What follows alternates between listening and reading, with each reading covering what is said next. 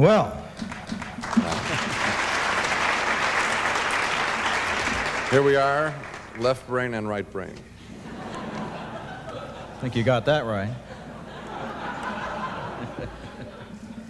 This actually takes a certain amount of courage on the part of Apple. This could be rather embarrassing.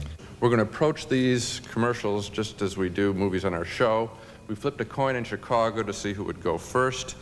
We had an argument, of course, over who was going to flip the coin. And we're going to give the commercial 0 to 4 stars, just like we do our movies. In our newspapers in Chicago, 3 stars being the critical turning point, 3 stars being thumbs up. 4-star commercial would be, if you don't own a TV set, buy it, leave it on at all times, and watch it with your eyes open at all times. Under 3 stars, if there's anything growing in your refrigerator, go to it immediately during the commercial. And 0 stars, burn any wires entering your home so that you might not get a signal through something other than a television set.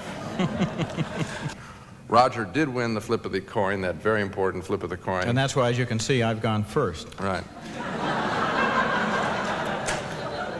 He now goes first, I'll reply, and then we'll knock around each commercial. Okay, I'm going to introduce the commercials that we review, then we'll look at them again briefly so you can see some of the things we're talking about, and then we'll come out and engage in a crosstalk. And I'm going to start with I believe the second commercial in the order that you saw them, the one where the images cut to the music of Teach Your Children Well, which must have been an expensive song to buy the rights to, but it was probably worth it because the people who are the right age to be the parents and teachers of the kids in that commercial are the same people who loved that song the first time around in the 1960s. They were into flower power then, they're yuppies now, and the music is a wonderfully subtle way, when you think about it, to get this kind of indirect message to them. Let's look at it again and then we'll discuss the visuals.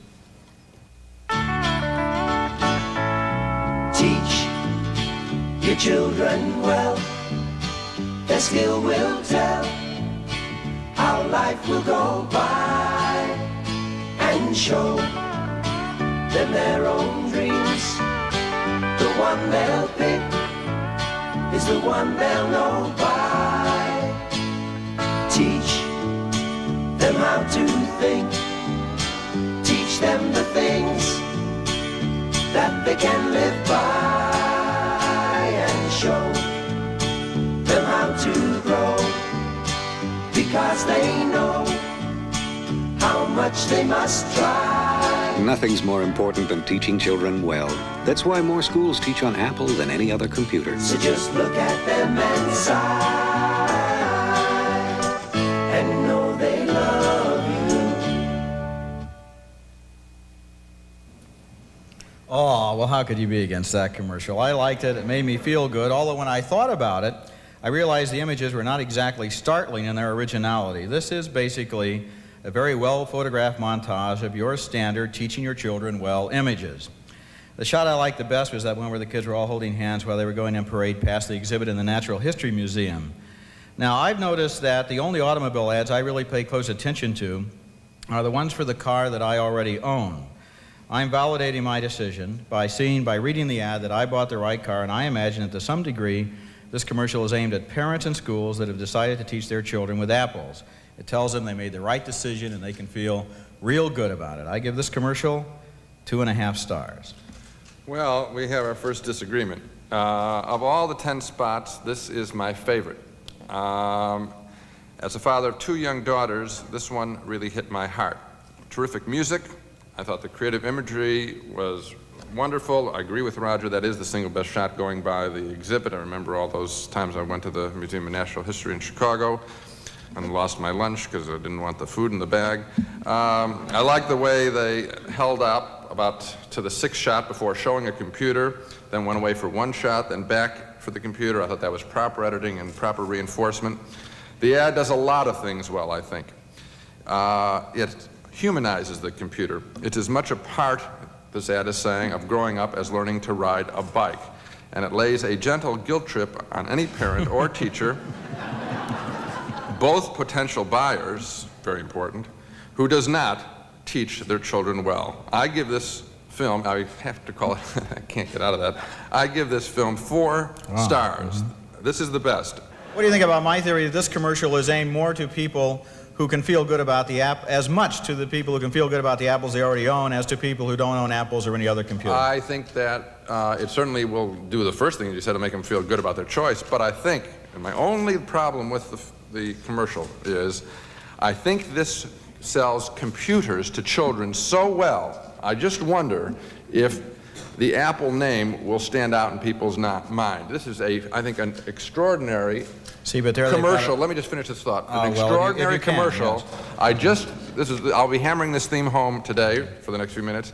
I just wonder whether the Apple name is hit hard enough. It's hit early. I think the commercial's a gem. This is my second favorite of the spots because it speaks to people who are afraid of computers and also to bosses who want to get the most out of their employees.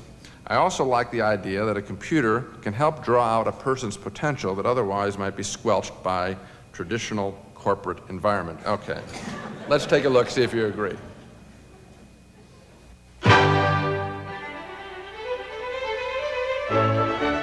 Put Macintosh in the middle of your company, and some remarkable things start to happen. Those who shoot from the hip suddenly show signs of organization. And those who live by the book show glimmers of creativity. Ideas surface from people you thought had retired. Reports that could bore the dead sparkle with graphic clarity. Your 8th floor will actually communicate with your 7th. Presentations begin to border on the flamboyant.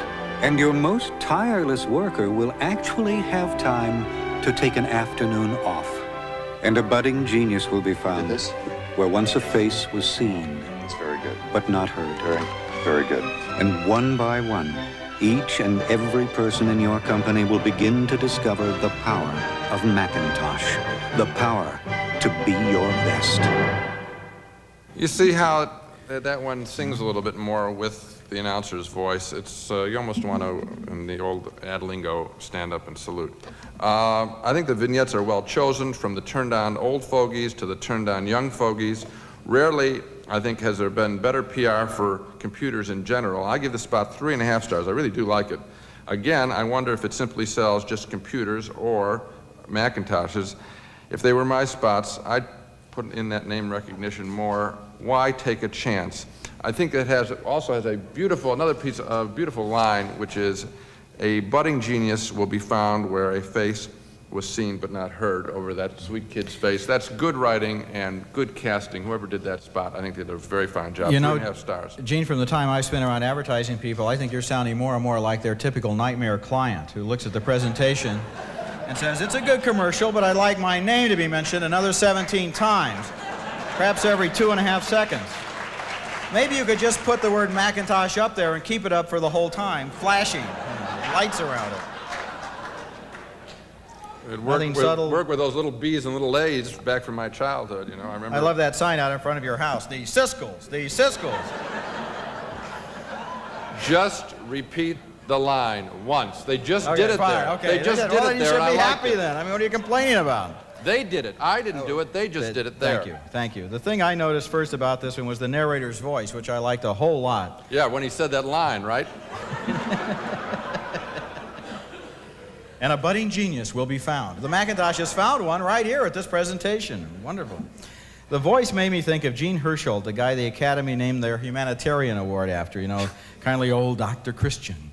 It was a kindly old storyteller's voice, and looking at the commercial, it occurred to me that the spot is ostensibly aimed at management, but has as its concealed purpose creating a desire for the Macintosh among the workers. Because who cares most about an office where once a face was seen but not heard? Well, the guy who owns the face, that's who. And the same goes for those fresh ideas from the has-been guy who looked like Deadwood, which is what many of us think we look like most of the time. It's a clever commercial because it speaks to the boss, and by the end of the commercial, it's got the whole workforce marching right along in the same cause as the commercial. Also, the soundtrack, just by itself, if you listen very carefully, kindly old Dr. Herschel builds to kind of what is a climax for him, you know, because he's like this, so he can't get too, not Vince Scully, you know. And then he comes down half a note and says, and a budding genius will be found. And at that point, it's almost like music, because you're just right along with it. This is so wonderful, and the budding genius is sure to be me, you're thinking, as you watch the commercial. And so I give it 3.5 stars, too. I think it's very effective. One final note. I've given positive reviews, I realized, after I did all this, to all 5 of the spots that we've reviewed. I don't do that very often. I average about liking out 1 out of every 3 movies. And in some, for me, speaking, this is one of the more impressive series of commercials that I've seen. I've seen a lot. Especially, I think it's an impressive series if you run just the ones that we picked. In fact, they're so good, they're almost good enough to make me, a movie critic, want to watch primetime TV in order to see them again.